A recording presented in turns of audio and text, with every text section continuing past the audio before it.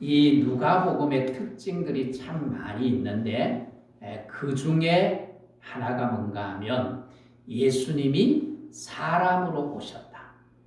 예수님이 사람으로 이 땅에 오셨음을 매우 강조하는 성경이 누가복음입니다. 그래서 예수님의 자라나신 모습을 상세하게 그린 다른 복음서에는 없는 이야기가 누가복음에는 나오지요. 그래서 지난 주일에 우리가 함께 나누었던 예수님을 잊어버리고 고향으로 가다가 예수님이 없다는 사실을 알고 다시 성전에 가서 예수님을 만나는 사건들, 다른 성경에 기록되지 않는 사건이 누가복음에 기록이 되어져 있고, 오늘 본문에도 보면 예수님이 자라시는 가정을 오늘 말씀을 하고 있어요. 이 말씀을 우리가 함께 나누면서 우리가 교훈을 얻었으면 좋겠습니다. 이 말씀은 보통 목회자들이 오늘 그 어린이 주일로 지키는 교회들이 많아요. 내일부터 이제 5월달이 시작이 되니까 어린 아이들을 축복할 때, 뭐 어린 아이 생일이라든지 돌잔치라든지 이렇게 가면 이 구절을 읽고 축복하는 경우가 많습니다. 오늘은 이 말씀이 우리의 삶에 적용이 되는, 우리의 삶의 교훈이 되는 그런 말씀이 되기를 소원합니다. 오늘 본문에 보면 예수님이 지혜와 키가 자랐다 그렇게 말씀하지요. 52절을 보십시오. 예수는 지혜와 키가 자라가며 그랬어요. 뭘 의미할까요? 예수님은 아주 균형 있는 성장이 이루어졌음을 말씀을 하고 있습니다. 그래서 지혜는 영적이고 또한 심리적인 것이라면, 정신적인 것이라고 하면, 키는 육체적이고 눈에 보이는 모습을 말씀을 하고 있습니다. 그런데 여기서 말하는 지혜는 무엇일까요? 여기서 말하는 지혜는 우리가 성전의 사건을 기억할 필요가 있습니다. 그 사건이 무엇입니까? 조금 전에도 말씀을 드렸지만 유월절을 지키기 위해서 예루살렘 성전에 올라갔다가 그 모든 절기를 다 마치고 고향으로 가는데 아들 예수가 없어졌어요. 그래서 다시 성전으로 올라가서 찾았는데 어디서 찾아요? 성전에서 예수님을 만나요. 그 성전에서 예수님을 만났을 때 마리아가 그 예수님께 뭐라고 말합니까? 왜 여기 있어 우리를 근심하게 했느냐? 그렇게 말할 때 예수님의 대답이 무엇입니까? 49절을 보십시오. 예수께서 이르시되 어찌하여 나를 찾으셨나이까? 내가 내 아버지 집에 있어야 될 줄을 알지 못하셨나이까? 하시니. 그래서 무슨 말입니까? 예수님은 자신이 누구인지가 분명했어요. 내가 어떤 존재인지 알았어요. 그것이 뭔가 하면 지혜인 거예요. 내가 누구인지 아는 것은 굉장히 중요한 것입니다. 그래서 육신의 부모인 마리아와 요셉에게 뭐라고 말합니까? 내가 내 아버지 집에, 나의 아버지는 하나님이시고 나는 누구라는 거예요? 하나님의 아들이십니다라고 선포를 하는 거예요. 그게 지혜입니다. 우리 그리스도인들이 나의 정체성이 뭔지를 분명히 아셔야 돼요. 내가 그리스도의 자녀라는 사실, 그 정체성을 가지고 살아갈 때 세상 속에서 구별된 삶을 살아갈 수가 있는 거예요. 또 하나는 무엇입니까? 또 하나는 뭔가 하면 키가 자랐다 그렇게 말합니다. 키가 자랐다. 육체가 자라나요. 우리의 육체는 매우 소중하고 귀합니다. 왜냐하면 몸으로 일하고 몸으로 뭐예요? 섬기기 때문에. 특별히 우리 그리스도인들에게 있어서 몸은 뭐예요? 하나님의 영이신 성령이 내 안에 가시는 뭐가 되는 거예요? 성전이 되기 때문에 우리의 몸은 굉장히 중요한, 이렇게 예수님은 영적인 부분과 육체적인 부분이 균형 있게 잘 성장했음을 보여주고 있습니다. 그래서 예수님은 크신 분이에요. 크신 분. 예수님이 키가 커서 뭐 크신 분이 아니라 예수님은 모든 면에서 뭐예요? 크신 분이에요. 그래서 누구든지 예수님께 오면 위로를 받습니다. 힘을 얻습니다. 용기를 가집니다. 당시 유대 사회 속에서 손가락질 당하는 사람들조차도 예수님께 오면 예수님이 어떻게 해요? 다 받아들이시고 수용하시고 품어주세요. 당시의 죄인들, 또 손가락질 당하는 세리까지도 예수님께 오기만 하면 예수님이 품어주셨어요. 그뿐만 아니잖아요. 병자도 오면 그 병자가 예수님을 만나기만 하면 고침을 얻고 그 치유함을 통해서 인생이 어떻게 해요? 달라지는 거예요. 그리고 예수님은 그 크신 예수님의 그늘 아래 수많은 사람들이 그 당시에 어떻게 해요? 예수님께 몰려들었어요. 이처럼 우리 그리스도인들도 어떤 사람이 되어야 될까요? 큰 사람이 되어야 돼요. 우리 아이들만 크게 잘 자라면 그것을 우리가 기도하는데 사실은 우리가 큰 사람이 돼요. 나이가 들면 들수록 넉넉해지고 푸근해져야 돼요. 그래서 누구든지 오면 품을 수 있는 넉넉한 마음을 가져야 돼요. 나이가 들면 들수록 사나워지는 사람이 있어요.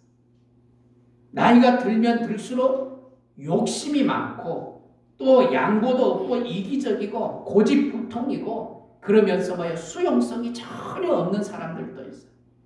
오늘 우리 예수 믿는 사람들은 나이가 들면 들수록 어떻게 해요? 수용성이 있어요. 그래서 누구든지 힘들고 어려워하는 사람들이 누구라도 내게 와서 기댈 수 있는 그런 언덕이 되어주는 삶. 그런 삶이 누구를 닮은 삶이에요? 예수 그리스도를 닮은 삶. 그런 삶이 되기를 주의 이름으로 축복합니다. 그 다음에 하나님과 사람에게 사랑을 받아요. 52절 하반절에 보십시오. 하나님과 사람에게 더욱 사랑스러워 가시더라. 그래서 예수님은 균형 있게 자라나심으로 말미암아 하나님께 사랑을 받는 것으로 끝나는 것이 아니라 사람에게도 뭐예요? 사랑을 받아요. 사람에게도 사랑을 받아요. 여러분, 우리가 기억해야 될 것이 있어요. 예수님은 사랑받을 만한 삶을 사세요.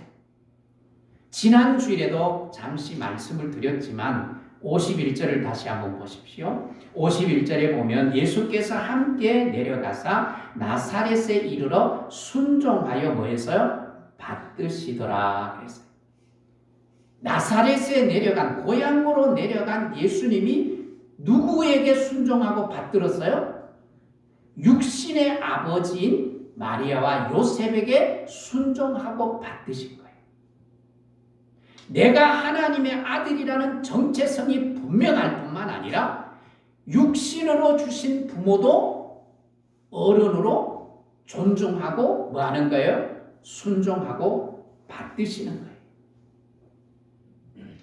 여러분, 부모와 자녀는 하나님께서 맺어주신 가장 기본적인 대상관계입니다. 인간관계. 가장 기초적인 부모와 자녀의 관계, 그 대상의 관계를 내가 어렸을 때 어떻게 가졌느냐에 따라서 성장한 이후에 세상에 나가서 그 패턴으로 살아가게 돼요. 그래서 부모와의 관계가 좋지 못한 자녀로 자라면 세상 속에서도 가도 사람과 늘 부딪히며 관계를 제대로 못하는 거예요. 그런데 오늘 예수님은 부모와 육신의 부모와의 관계도 건강하게 가져요. 나를 낳아주신 어머니 그리고 뭐예요? 요셉 아버지 그 부모를 받들어 뭐 했다고요? 섬긴 거예요. 그런 모습을 보면서 주위의 사람들이 예수님을 뭐 했을까요? 사랑스러워하지 않았겠어요? 오늘 제가 설교 중에 가끔 말씀을 드리지만 정말 어른을 존중하고 사랑할 수 있어요. 내 아버지뿐만 아니라. 그래서 성경은 레위기 19장 32절에 보면 너는 샘머리 앞에서 일어나고 노인의 얼굴을 공경하며 하나님을 경외하라. 나는 여호와니라.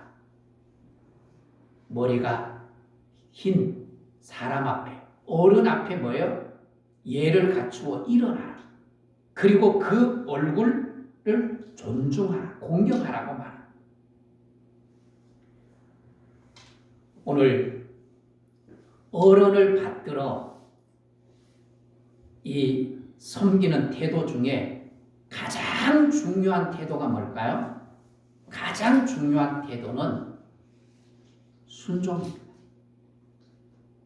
부모에게 가장 좋은 선물은 뭔가 하면 어버이 날이 얼마 있지 않아서 다가오잖아요. 어떤 선물이 제일 받고 싶으냐? 많은 조사를 했어요. 그런데 그 중에 하나가 뭔가 하면 순종이에요. 순종. 여러분 순종, 여기서 말하는 순종은 어른의 말은 모두가 다 옳은 말이니까 무조건 따라가라. 그런 의미가 아닙니다. 그런 의미가 아니에요. 오늘 여기서 말하는 순종은 어른의 말을 어떻게 해요? 그 어른을 존중해 드리라는 의미예요. 어른의 말도 틀릴 수가 있잖아요. 그 틀리는 말을 내가 순종하며 갈 수는 없잖아요. 그런데 순종하며 갈 수 없다고 해서 그 틀린 말을 했다고 해서 그 어른을 무시하는 것이 아니라 그 어른 자체를 존중하되 그 거절을 어떻게 해요? 존중하는 태도로 정중하게 거절을 하는 얘기예요. 오늘 어른을 대접하는 가장 중요한 태도는 뭔가 하면 순종이에요. 순종. 예수님도 오늘 보십시오. 순종하면서 뭐예요? 받으시는 거예요. 오늘 우리가 이렇게 순종하며 받으시는 모습을 보면서 주위의 사람들이 예수님을 사랑스러워했을 거예요. 오늘 우리가 신앙생활을 하면서 나는 교회 신앙생활을 하면서 하나님의 사랑만 받으면 돼. 그러면서 사람과의 관계는 제대로 하지 아니하고 그냥 교회에 왔다 갔다 하면서 나는 하나님 사랑 받으면 돼. 그것으로 만족해. 이런 마음을 혹시 가지고 있다면 그는 굉장히 위험한 시간. 굉장히 위험해요. 여러분, 사람의 사랑을 받지 못한다면 하나님의 사랑을 받지 못할 가능성이 굉장히 높습니다. 보이지 않는 하나님의 사랑을 여러분 어떻게 만나요? 보이는 사람의 사랑도 못 받는데 보이지 않는 하나님의 사랑을 여러분 어떻게 경험하나요? 그래서 여러분, 우리는 사랑받는 사람이 되어야 돼요. 근데 사실은 사랑받는 사람이 되려면 사랑받는 삶을 사셔야 돼요. 예수님이 보십시오. 섬기며 뭐예요? 받으시더라. 사랑받는 삶을 사신 거예요. 우리가 정상적인 관계이면 아내의 사랑을 받고 남편의 사랑을 받고 부모의 사랑을 받고 자녀에게 존중을 받는 삶을 사셔야 돼요. 물론 때로는 악한 자들이 나를 공연히 미워하고 나를 해롭게 하는 사람도 있고 나를 억울하게 만들고 핍박하는 사람도 있어요. 그건 특별한 경우예요.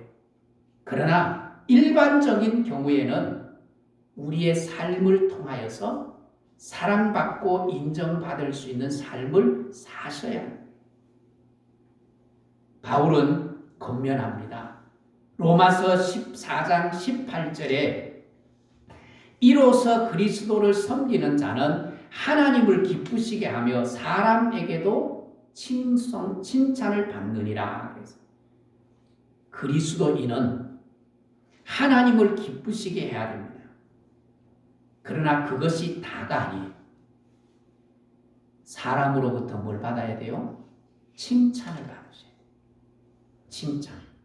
그런데 안타까운 일은 오늘 한국교회 성도들이 한국교회가 세상 속에 손가락질 당하는 거예요. 이게 너무 안타까워요. 세상 속에서 그리스도인들이 교회가 칭찬을 받아요. 그래서 여러분, 그리스도인은 눈에 보이는 사람들로 인하여 칭찬받는 삶을 사셔야 돼요. 그래서 그들로 하여금 사랑받아야 돼요. 하나님은 사람을 사랑할 때 어떤 사람을 사랑하시는지 아세요? 사람에게 잘하는 사람을 하나님이 사랑하세요. 그래서 하나님이 사람을 미워하실 때, 사람을 업신여길 때 하나님은 어떤 생각을 하세요? 성경에 보면 나를 뭐 했다고 말하죠? 나를 업신여겼다고 말합니다. 하나님의 형상대로 지음받은 사람을 미워하는 것은 창조주 하나님을 미워하는 것입니다. 그래서 하나님이 누구를 사랑하는가 하면 사람을 존중하고 사람을 사랑하는 사람을 하나님이 사랑하세요. 그래서 하나님께 잘하는 길은 어디에 있어요? 사람에게 잘하는 거예요. 사람에게 잘하는 거예요. 여러분, 사도행전 교회를 한번 보십시오. 사도행전 교회 초대교회는 하나님께 잘했어요? 못했어요? 좀 대답을 해보세요. 하나님께 잘했어요? 못했어요?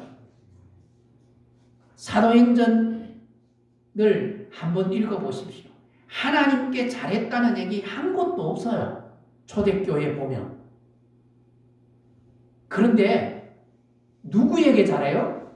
사람에게 잘하는 거예요.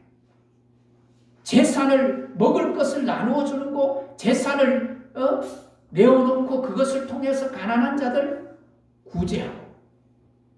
그래서 세상으로부터 뭐예요? 칭송을 받더라. 그 칭송을 통해서 하나님이 영광을 받으시는 거예요. 영광을 받으시는 거예요. 사도행전 10장에 나오는 이방인 고넬료, 하나님을 의지하고 하나님 앞에 항상 기도하는 사람 아닙니까? 그런데 그의 삶에 중요한 태도가 있어요. 유대인들은 이방인들을 기본적으로 뭐예요? 무시해요. 인정하지 않아요. 때로는 개처럼 취급을 해요. 그런데 고넬료는 그 유대인들에게 뭐예요? 칭찬을 받았다고 사도행전 10장에 분명하게 말합니다. 그런데 그 칭찬이 뭐예요? 구제하는 일을 통하여서 칭찬을 받는 거예요. 성경에 보면 여성의 이름으로 된 성경이 있잖아요. 룻기와 에스더.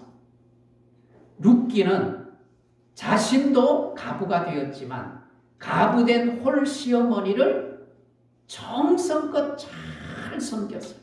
그렇게 정성껏 잘 섬겨서 하나님을 경외하는 자의 복을 받은 거예요. 에스더는 뭐예요?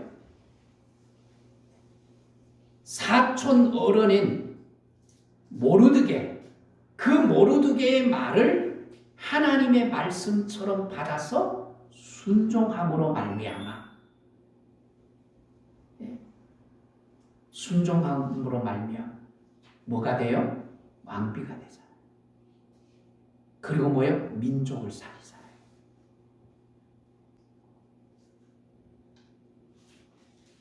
베드로 당시 로마의 지배를 받고 있는 사람들에게 베드로의 겉면이 뭡니까? 2장 베드로전서 2장 17절에 보면 무사람을 공경하여 형제를 사랑하며 하나님을 두려워하며 왕을 존대하라 그랬어요. 또 히브리서 기자는 이렇게 권면합니다. 히브리서 13장 17절에 너희를 인도하는 자에게 순종하고 복종하라. 그들은 너희 영혼을 위하여 경성하기를 자신들이 청산할 자인 것 같이 하느니라. 그들로 하여금 즐거움으로 이것을 행하게 하고 근심으로 하게 하지 말라. 그렇지 않으면 너희에게 유익이 없느니라.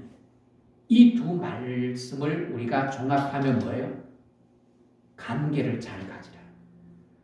사람과의 관계를 잘 가지라.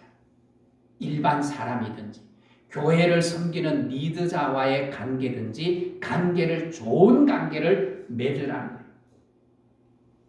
율법의 핵심이 뭡니까? 율법의 핵심은 하나님 사랑, 이웃 사랑. 이게 뭐예요? 관계예요. 하나님과의 관계도 잘 가지고 사람과의 관계도 잘 가지라는 거예요.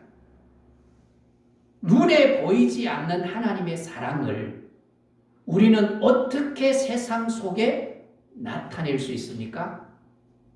그것은 눈에 보이는 사람을 사랑함으로 말미암아 눈에 보이지 않는 하나님의 사랑을 세상 속에 드러낼 수 있는 거예요. 그래서 예수님은 뭐예요?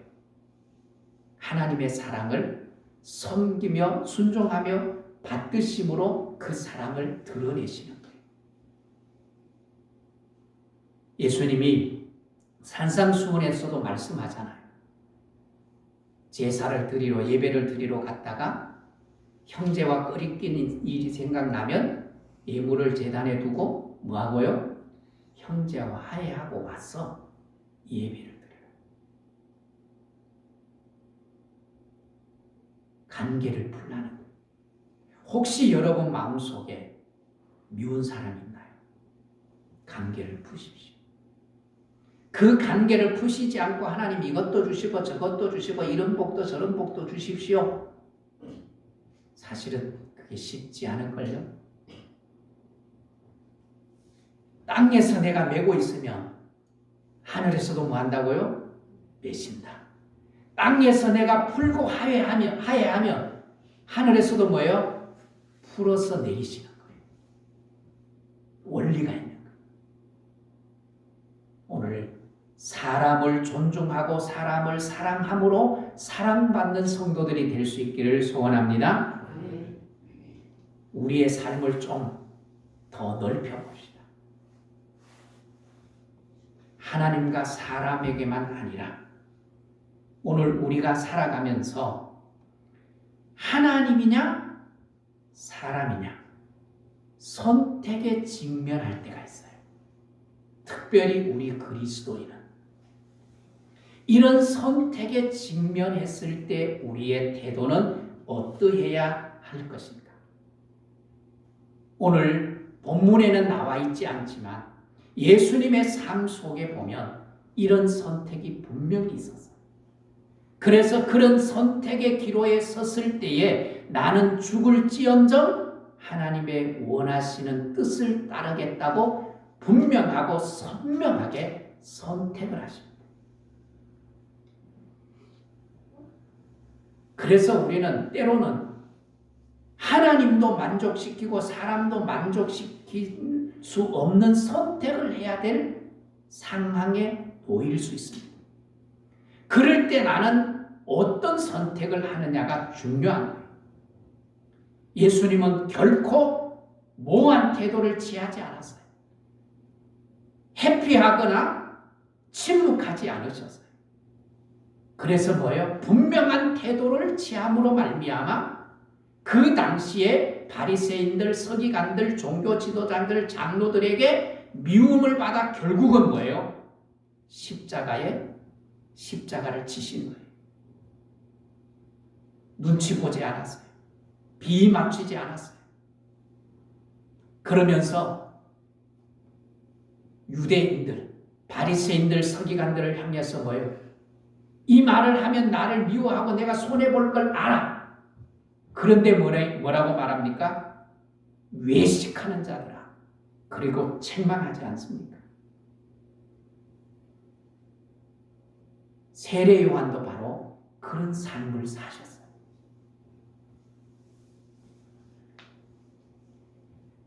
부활하신 이후의 제자들의 삶이 그러했어요.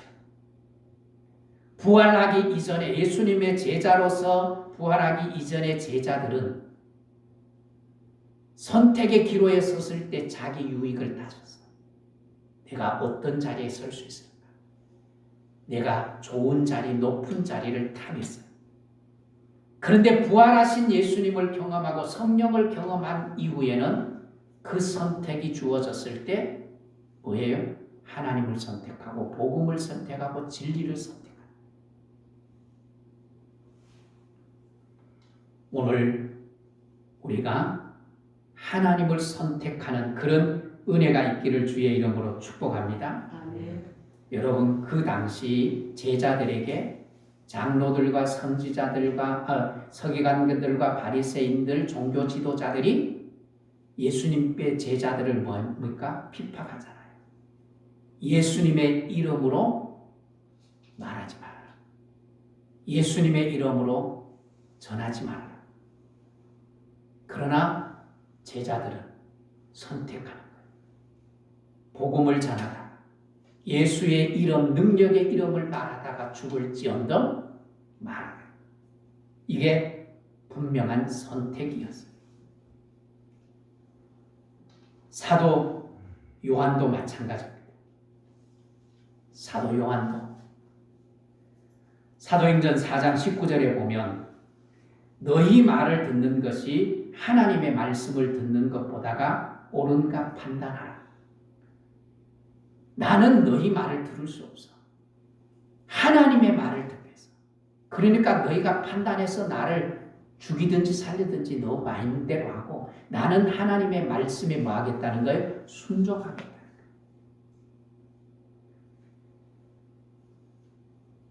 바울 사도도 역시 마찬가지입니다.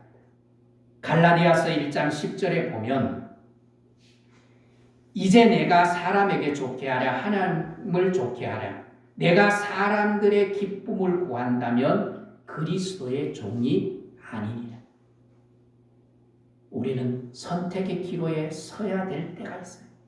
하나님의 말씀을 따를 것인지 사람의 말씀을 따를 건지, 하나님을 기쁘게 할 것인지 사람을 기쁘게 할 것인지 선택의 기로에 섰을 때가 있어요. 그럴 때 바울은 나는 하나님을 기쁘게 해요. 하나님을 기쁘게 하지 않는다면 나는 하나님의 종이 아닙니다. 저도 신앙생활하면서 그런 선택의 기로에 얼마나 많이 섰는지 몰라요. 그것 때문에 매도 수없이 아버지께 맞았어요. 여러분, 최악의 선택은 무엇입니까? 하나님이냐 사람이냐를 선택해야 될 때 사람을 선택하는 것, 그것이 그리스도인으로서 최악의 선택입니다. 아버지의 매가 두려워서 내가 아버지를 선택하여 아버지의 말에 따라갔다면 아버지도 멸망하고 나도 영적으로 멸망했을 거예요. 그런데 선택을 바르게 하니까 결국은 아버지도 어머니도 예수 믿고 장로가 되고 권사가 되고 복을 누리는 거예요. 여러분, 선택의 기로에 섰을 때 분명하고 단호한 선택을 할 줄 아는 믿음의 성도들이 될 수 있기를 주의 이름으로 축복합니다. 오늘 말씀을 드렸습니다. 우리가 이 땅에 살아가면서 하나님의 사랑을 받고 사람의 사랑을 받는 그런 건강한 믿음의 성도들이 될 수 있기를 축복합니다. 그리고 그 신앙의 삶을 살아가다가 때로는 우리에게 하나님이냐 사람이냐를 선택해야 되고 믿음이냐 세상이냐를 선택해야 될 때가 있어요. 그럴 때는 분명한 선택의 기준을 가지고 건강하게 살아가는 그런 복된 믿음의 성도들이 될 수 있기를 주의 이름으로 축복합니다. 축복합니다.